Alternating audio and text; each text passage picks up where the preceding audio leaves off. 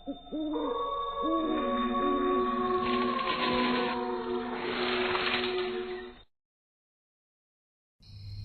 का समय था। गांव रामपुरा में चारों ओर सन्नाटा पसरा हुआ था। खेतों के बीच से आती ठंडी हवा पेड़ों को हिला रही थी। गांव के लोग जल्दी सो जाया करते थे, लेकिन उस रात कुछ अजीब था। गांव की औरतें अक्सर आपस में चर्चा करती थीं कि पिछले कुछ हफ्तों से गांव में अजीब घटनाएं हो रही है। कहते हैं किसी ने गांव में टोटका किया है। चौपाल पर गांव वाले बैठे थे। लालटेन की मध्यम रोशनी में सबकी आंखों में डर साफ दिख रहा था। भाई, ये सब साधारण बीमारी नहीं है। ये किसी का किया कराया है। कोई टोटका कर रहा है हमारे गांव में। हाँ, कल रात मैंने खुद देखा था। पीपल के पेड़ के नीचे कोई औरत काले कपड़ों में कुछ बिखेर रही थी। अरे ये तो बड़ा अशुभ है। टोटके का असर पूरे गांव पर पड़ेगा। देखो भाइयों, टोटका बहुत खतरनाक होता है। इससे इंसान की आत्मा तक को बांध लिया जाता है। हमें ये पता लगाना होगा कि ये कौन कर रहा है। मैंने अभी देखा, काली सड़क के किनारे किसी ने मिट्टी में खून से बने गोले और नींबू रखे हैं। ये सुनते ही सबकी रूह कांप गई। गांव के एक कोने में गोविंद का घर था। गोविंद की पत्नी रीना कई दिनों से बीमार पड़ी थी। सुनो जी, मुझे लगता है कोई मेरे गले को पकड़ लेता है। मैं चीख नहीं पाती। अरे ये कैसा वहम पाल लिया है तुमने? मैं तो पास ही लेटा रहता हूँ। नहीं जी, ये वहम नहीं है। कल रात मैंने साफ देखा, कोई परछाई मेरे सिरहाने खड़ी थी और उसके हाथ में खोपड़ी थी। अगले दिन सुबह गांव के तालाब के पास बच्चे खेलने गए तो उन्होंने देखा कि किनारे पर कई नींबू, कोयले की राख और लाल धागों में बंधी हड्डियां पड़ी थी। बच्चों ने शोर मचाया और गांव के लोग इकट्ठा हो गए। अरे देखो, ये तो साफ टोटके की निशानी है। अरे अब तो कोई शक ही नहीं बचा। कोई हमारे गांव को बर्बाद करना चाहता है। आज रात मुझे पूजा करनी होगी, वरना इसका असर और बढ़ जाएगा। उस रात गांव के लोग डर से जल्दी जल्दी अपने घरों में बंद हो गए। अचानक हवा तेज चलने लगी। नीम और पीपल के पेड़ जोर जोर से हिलने लगे। बचाओ, कोई मुझे खींच रहा है। गोविंद ने उसे कसकर पकड़ लिया, लेकिन उसने देखा कि रीना का शरीर अपने आप दरवाजे की ओर खिंच रहा है, जैसे कोई अदृश्य ताकत उसे घसीट रही हो। पंडित जी, कोई जल्दी आइए, रीना को बचाइए। गोविंद की चीख सुनकर आधी रात में गांव के कई लोग दौड़े आए। रीना जमीन पर तड़प रही थी।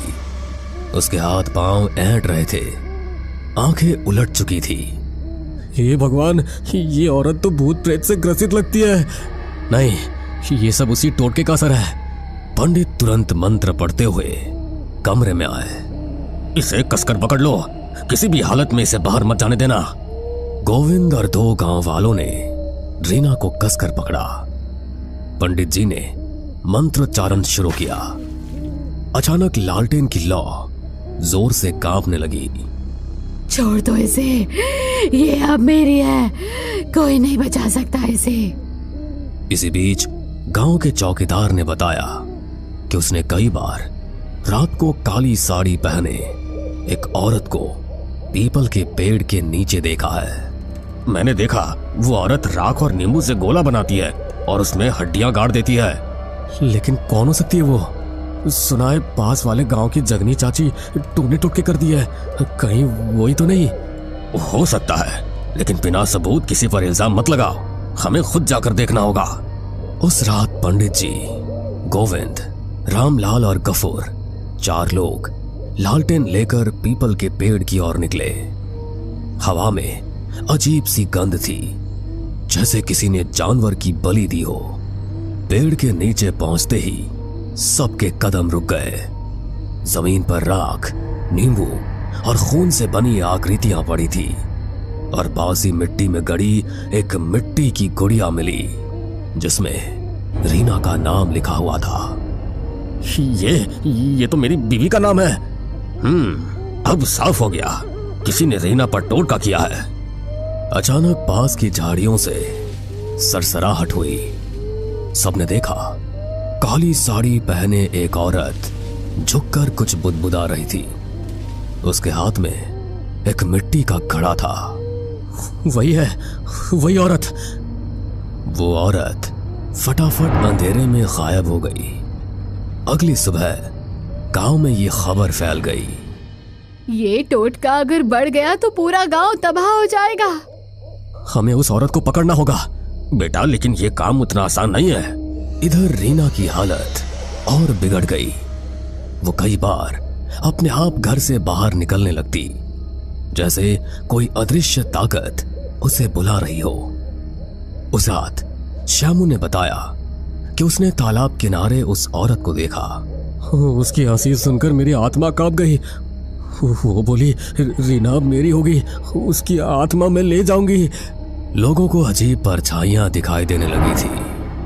पंडित शंकर दयाल ने चौपाल पर सबको इकट्ठा करके कहा, सब लोग मेरी बात ध्यान से सुनो। इस गांव पर काले जादू का साया है। पर पंडित जी, हमें क्या करना होगा? हमें उस औरत को पकड़ना होगा जो टोटका कर रही है। लेकिन याद रखना, उसकी नजर से मिलते ही आदमी पागल भी हो सकता है। इधर रीना की हालत बहुत खराब हो गई। उसका शरीर दिन ब दिन कमजोर होता जा रहा था। उसके चेहरे पर अजीब किस्म के निशान उभरने लगे। कभी वो पागलों की तरह हंसती तो कभी जोर जोर से रोती। तुम सब नहीं बचा पाओगे मुझे, मैं तो उसी की हूँ, वो मुझे बुला रही है। गोविंद डर कर पीछे हट गया। हे भगवान, मेरी बीवी को बचा लो। उस रात चौकीदार ने फिर काली साड़ी वाली औरत को देखा। उसने तुरंत गांव वालों को खबर दी। पंडित जी, गोविंद, गफूर और रामलाल लालटेन लेकर उस ओर भागे। तालाब के किनारे चांदनी रात में वो औरत खड़ी थी। उसके हाथ में मिट्टी का घड़ा। वो अजीब मंत्र पढ़ रही थी। अरे पापिन, ये क्या कर रही है तू?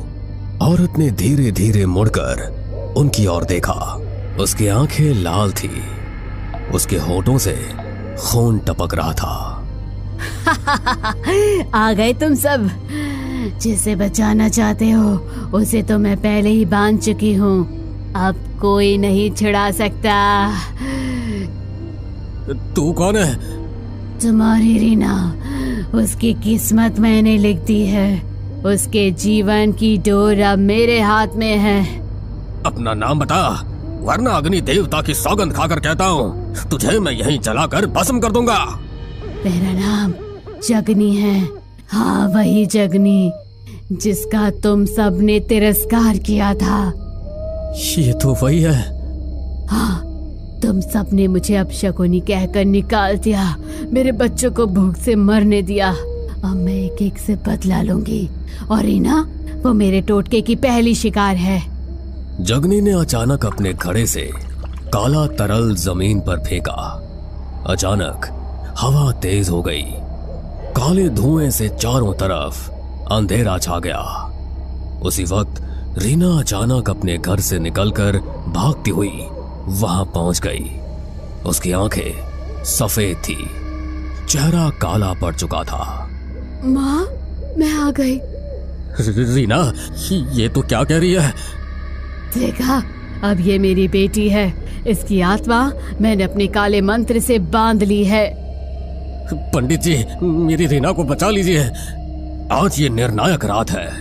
या तो टोटका टूटेगा या फिर ये औरत रीना की आत्मा को लेकर चली जाएगी। रीना पागलों की तरह जगनी की ओर बढ़ रही थी। अरे दुष्टा, तेरे सारे टोटके मेरी मंत्र शक्ति के सामने टिक नहीं पाएंगे। उन्होंने हाथ में गंगा जल की शीशी उठाई और चारों ओर छिड़कने लगे। तू मुझे नहीं रोक पाएगा। जगनी ने अपना खून जमीन पर टपकाया। उसी पल काले धुएं से 3 काले साए निकलकर वहां घूमने लगे। उनकी आंखें अंगारों जैसी लाल थी। ये तो प्रेत है। पंडित जी, हमें बचाइए। मैं अब इंसान नहीं, मैं अब उसकी हूँ। रीना, रीना, होश में आओ, मैं तुम्हारा पति हूँ। रीना ने अचानक उसे जमीन पर गिरा दिया। पंडित जी बचाइए। पंडित जी ने तुरंत अपने आसन पर बैठकर मंत्र का जाप शुरू कर दिया। जगनी चीखते हुए जमीन पर गिरने लगी।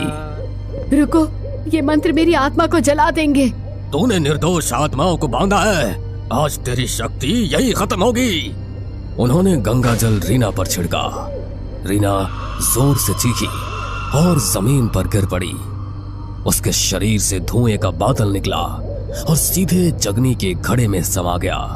जगनी ने घड़े को पकड़ने की कोशिश की, लेकिन घड़ा अचानक फट गया और उसमें से आग की लपटें निकल पड़ी। नहीं, ये नहीं हो सकता। मेरी साधना, मेरी शक्ति सब खत्म हो रही है। वो जमीन पर तड़पने लगी। उसका शरीर राख की तरह काला पड़ गया। उसके शरीर से धुआं उठकर आकाश में विलीन हो गया। रीना धीरे धीरे उठी। उसकी सांसें सामान्य हो चुकी थी। गोविंद, क्या हुआ था मुझे? अब सब ठीक है रीना, वो दुष्टा औरत चली गई। हाँ, लेकिन याद रखो, ऐसे टोटके का असर जल्दी खत्म नहीं होता। हमें पूरे गांव की शुद्धि करनी होगी, तभी जाकर ये बुरा साया हटेगा। अगले दिन पूरे गांव में हवन किया गया और घर में गंगा जल छिड़का गया। लोग अब धीरे धीरे चैन की सांस लेने लगे। पंडित जी, आपने हमें बचा लिया। बेटा देखो, बचाने वाला तो भगवान है, इंसान तो सिर्फ माध्यम होता है। रात गहरी होते ही पीपल के पेड़ के पास अब भी अजीब आवाजें आती है। शायद जगनी की आत्मा अभी भी चैन से सो नहीं पाई। गांव वाले उस जगह से गुजरते हुए आज भी कांप जाते हैं। हमें पूरा यकीन है दोस्तों कि आप लोगों को ये कहानी जरूर पसंद आई होगी। अगर आपके साथ भी कुछ ऐसे अनकहे किस्से हो चुके हैं तो प्लीज हमारे साथ शेयर करें। हम जरूर अपने चैनल पर उनको दिखाएंगे। हमारी ईमेल आईडी नीचे डिस्क्रिप्शन बॉक्स में दी गई है, तो प्लीज हमारे वीडियो और चैनल को शेयर एंड सब्सक्राइब करें और बने रहे हमारे साथ ऐसे ही अनकहे किस्से और कहानियां सुनने के लिए।